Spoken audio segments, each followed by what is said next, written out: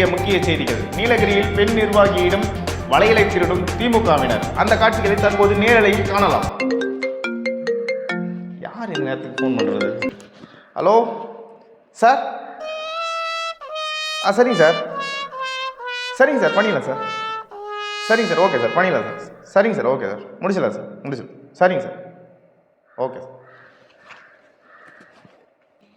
வணக்கம். இன்றைய முக்கிய செய்திகள். நீலகிரியில் பெண் நிர்வாகி ஒருவரிடம் வளையல் கழண்டு வருவதை கவனித்த திமுக நிர்வாகி அதை மீண்டும் அவருடைய கையிலேயே அணிவித்து மிகப்பெரிய பாராட்டுகளையும் வரவேற்புகளையும் பெற்று வருகிறார். அதை தான் இன்றைய முக்கிய செய்தியை நாம் பார்த்து வருகிறோம். இந்த காணொலியில் நீங்கள் பார்ப்பது அந்த பெண்ணிடமிருந்து அந்த வளையலானது கழண்டு வருவதை திமுக நிர்வாகி கவனித்து அவர் கையிலேயே மீண்டும் மாட்டிவிடும் இந்த ஒரு செயல் மக்களிடையே மிகப்பெரிய வரவேற்பை பெற்றுள்ளது என்றே சொல்லலாம். நன்றி.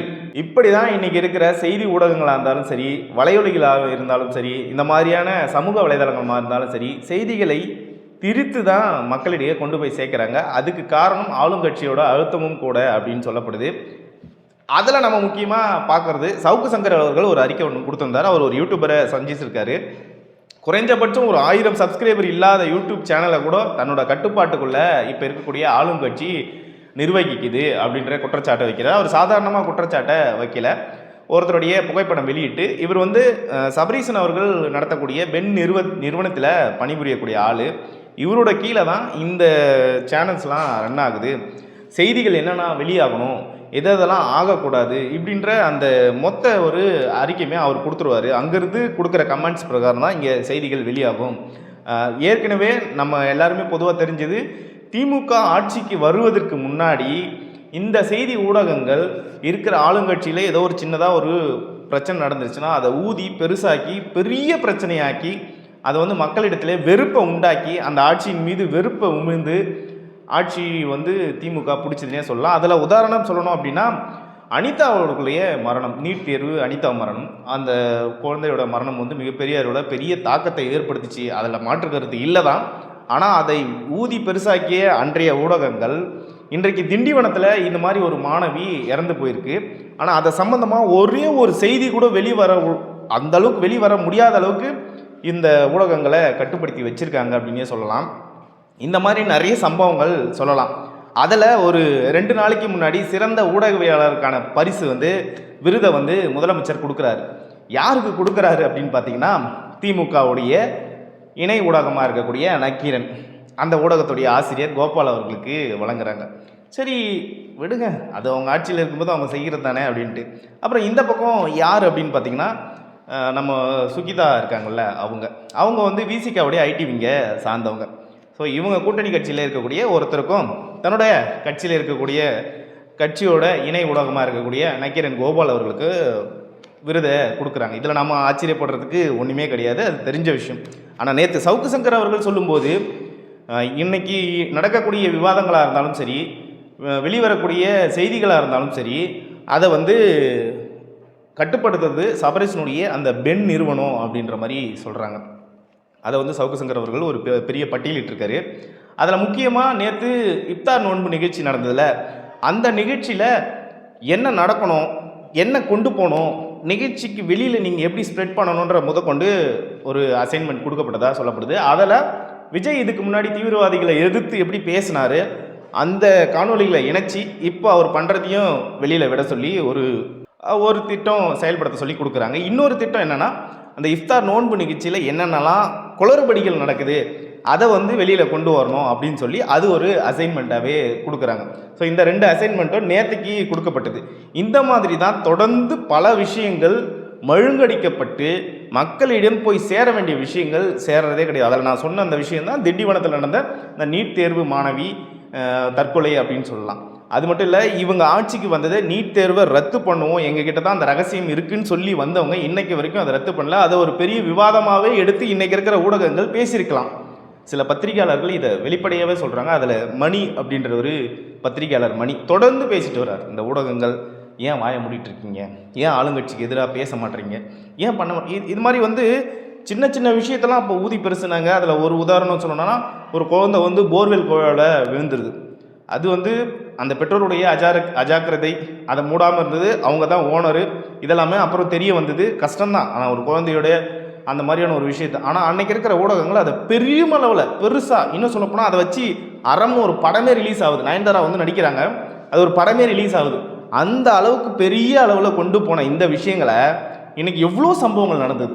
இப்போ சிறந்த ஊடகவியலாளருக்கான விருது வாங்கின திரு நக்கீரன் கோபால் அவர்களுக்கு பார்த்தீங்கன்னா பொள்ளாச்சி சம்பவத்துக்கு பார்ட் 1, பார்ட் 2, பார்ட் 3, பார்ட் 4 ஏகப்பட்ட வீடியோ ரிலீஸ் பண்ணார்.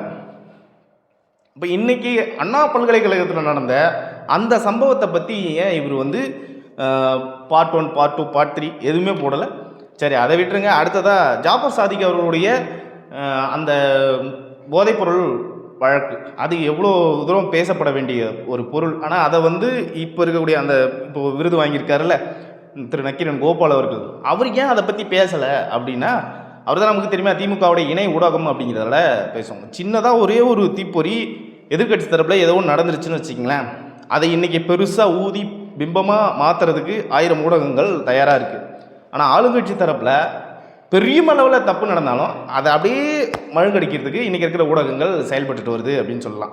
சரி, நக்கீரன் கோபால் அவர்கள் இந்த மாதிரி இருக்காருன்னா, இந்த பக்கம் சுகிதா மேடம் எடுத்துக்கணும். அவங்க ஒரு நல்ல செய்தியாளர் அப்படின்றத மாற்றுக்கிறது கிடையாது. இன்றைக்கு மகளிர் தினம், அவங்களுக்கு வாழ்த்துக்களையும் தெரிவிச்சுக்கிறேன். ஆனால் ஒரு பொது விவாத மேடையில் நீங்கள் ஒரு நிருபராக அந்த இடத்துல விவாதத்தை முன்கொண்டு செல்லக்கூடிய நீங்கள் அனைத்து தரப்புக்கும் ஒரே மாதிரி தான் இருக்கணும். இப்போ ஒரு உதாரணத்துக்கு விசிகாவினரோ திமுகவினரோ பேசும்போது அவங்களுடைய முகத்தை பார்த்தீங்கன்னா சிரிச்சுக்கிட்டே, அவங்கள எதிர்த்து பேசாமல், அவங்க என்ன கருத்து சொன்னாலும் தலையை ஆடிட்டு இருப்பாங்க. ஆனால் இதே எதிர்கட்சி தரப்புல இருந்து அதிமுகவிலையோ இல்லை பாமகவிலையோ இல்லை வேறு ஏதோ ஒரு கட்சியிலிருந்தோ பேசுகிறாங்கன்னா அவங்கள பேசவே விடுறது கிடையாது. அவங்க அதாவது கொஞ்சம் பேசினாலே சடனாக கட் பண்ணி அதுலேருந்து ஒரு பாயிண்ட் எடுப்பாங்க. நீங்கள் விவாதங்கள்லாம் பார்த்துருந்தீங்கன்னா உங்களுக்கு தெரியும். அந்த மாதிரி தான் அவங்க விவாதங்களை நடத்துகிறாங்க. இதில் இவங்களுக்கு அந்த விருதை கொடுத்துருக்காங்க. கரெக்டு தானே? ஆளுங்கட்சிக்கு ஆதரவான நிலைப்பாட்டோட ஊடகங்களை செயல்படுத்துறதுனால அவங்களுக்கு இதெல்லாம் கொடுத்துறது ஏற்றுக்க வேண்டியதுதான். இதில் மக்களாகிய நாம் என்ன புரிஞ்சுக்கணும் அப்படின்னா, அப்போ இந்த மாதிரியான செய்தி ஊடகங்கள் ஆளுங்கட்சிக்கு தரப்பாக இருக்கிறதுனால கண்டிப்பாக அந்த செய்திகள்லாம் நமக்கு திரித்து தான் கிடைக்கும் அப்படின்றத தெளிவாக புரிஞ்சிக்கணும். இந்த வரப்போகிற 2026 தேர்தலுக்கு மக்களுடைய மனநிலையை பொறுத்து ஆட்சி மாற்றம் ஏற்படும் அப்படின்றதுல மாற்று கருத்து கிடையாது. ஆனால் அந்த மனநிலையே இந்த ஊடகங்கள் திணிக்கும். இவங்க நல்லவங்க அப்படின்னு எடுத்துகிட்டு வந்து திணிக்கும். அப்போது அதை வந்து மக்களாகிய நீங்கள் புரிஞ்சிக்கிட்டு நல்லவங்களை தேர்ந்தெடுக்கிறதுக்கு முயற்சி பண்ணணும். தொடர்ந்து நல்ல ஊடகங்களை ஆதரியுங்கள். நேர்மையோட சில ஊடகங்கள் செயல்படுது, அதையுமே இன்றைக்கி பணியை வச்சு அவங்கள மிரட்டி அவங்களுக்கு தேவையான செய்திகளை மட்டும் வெளியே வர்றதுக்கு வேலைகளை பார்க்குறாங்க. இதில் உதாரணத்துக்கு சொல்லணும் அப்படின்னா, தருமபுரியில் நடந்த மாவட்ட செயலாளர் அவர்கள் பேசியிருந்தார் ஒரு காணொலி. அதை குறிப்பிட்ட ஒரு செய்தி சேனல் பாலிமர் நியூஸ் தான் போட்டிருந்தாங்க. மற்ற சேனல்ஸ்லலாம் அது வந்து ஸ்ப்ரெட் ஆகலை. அதை வந்து அப்படியே தடுத்துட்டாங்க. அதையுமே நீக்க சொல்லி அவங்களுக்கு ப்ரெஷர் கொடுத்து உடனே அதையுமே அவங்க சமூக வலைதள பக்கத்தில் இருந்து அவங்க மாவட்ட செயலாளர் பேசினதை நீக்கிட்டாங்க.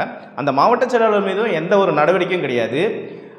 அங்கே அந்த கட்சி கூட்டம் நடந்தப்போ அந்த கலெக்டருங்களும் இதை பற்றி எதுவுமே வெளியில் வாயத்தார்கள். ஏன்னா ஒரு பகிரங்கமாக மிரட்டல் விடுக்கிறார், என்னை மீறி எதுவும் செய்ய முடியாதுன்னு சொல்லி அந்த தருமபுரி மாவட்ட செயலாளர் இந்த மாதிரி ஒரு அறிக்கை கூட்டத்தில் பேசுகிறார். இதை வந்து வெளியில் வராத அளவுக்கு மயங்கடிச்சிட்டாங்க. இதே வந்து எடப்பாடி ஆட்சியில் எதிர்கட்சியாக இருக்கும்போது இதை விட்டுருப்பாங்களான்னு நினைக்கிறீங்களா? கண்டிப்பாக கிடையாது. இது ஒரு பெரிய விவாத பொருளாக்கி மேடையில் உட்காந்து பேசியிருப்பாங்க. இப்போ நடந்த இந்த அனைத்து கட்சி கூட்டத்தில் கூட நிறைய பேர் நிறைய கருத்துக்களை தெரிவித்தாங்க. அது எல்லாமே வெளியில் வரல. முதல்வருக்கு தேவையானதும் ஆளுங்கட்சிக்கு தேவையான கருத்துக்கள் மட்டும்தான் வெளியில் வந்து அவங்க பேசுனது மட்டும்தான் வெளியில் கொடுத்தாங்க. அதில் முக்கியமாக சொல்லணும்னா, மருத்துவர் அன்புமணி ராமதாஸ் அவர்கள் சாதிவாரி கணக்கெடுப்பு எடுக்கிறதுக்கும் நீங்கள் ஒரு அனைத்து கட்சி கூட்டத்தை போடுங்கன்னு சொல்லி கேட்டிருந்தார். அதில் ஒரே ஒரு செய்தி ஊடகம் மட்டும்தான் இதை வெளியிட்டிருந்தாங்க. மீதி எந்த செய்தி ஊடகமும் இதை வெளியே விடலை. அப்போ இன்றைக்கி இருக்கிற ஊடகம் எந்த அளவுக்கு ஒரு தரப்பாகவும் ஆளுங்கட்சிக்கு சார்பாகவும் இருக்குது அப்படிங்கிறத நம்ம இதனால் உணர முடியாது. சவுக்கு சங்கர் அவர்கள் வெளியிட்ட அந்த அறிக்கையும் இந்த நிகழ்வுகளையும் பார்க்கும்போது ரெண்டுமே ஒத்துப்போகுதுன்னே நம்ம சொல்லலாம். மீண்டும் ஒரு காணொலியில் சந்திக்கிறேன். நன்றி, வணக்கம்.